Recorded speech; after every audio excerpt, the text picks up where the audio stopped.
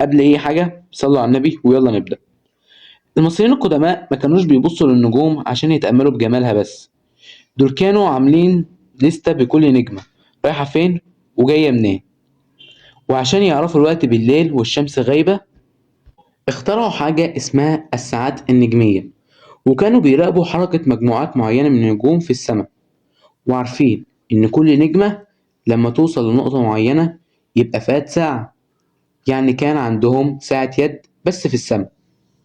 الفراعنة كانوا عارفين إن الأرض كروية أو على الأقل بتلف في مدارات، وكان عندهم جهاز اسمه مريخت، وده يعتبر أقدم أداة فلكية في العالم لرصد أماكن النجوم بالليل بدقة متناهية.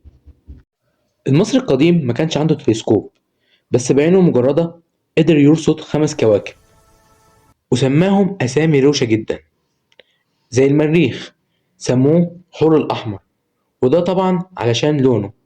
المشتري سموه حور اللي بيحدد الأرضين. زحل سموه حور سور السماء. والزهرة وعطارد كانوا دايما بيرسموهم قريبين من الشمس. ولو دخلت مقابر زي مقبرة سيتي الأول أو سين الموت هتلاقي السقف عبارة عن لوحة فلكية مرسوم عليها الأبراج والنجوم والمجموعات الشمسية. وبس كده، متنسوش تصلوا على النبي، تعملوا لايك وتشتركوا في القناة عشان يوصلكوا كل الفيديوهات الجديدة.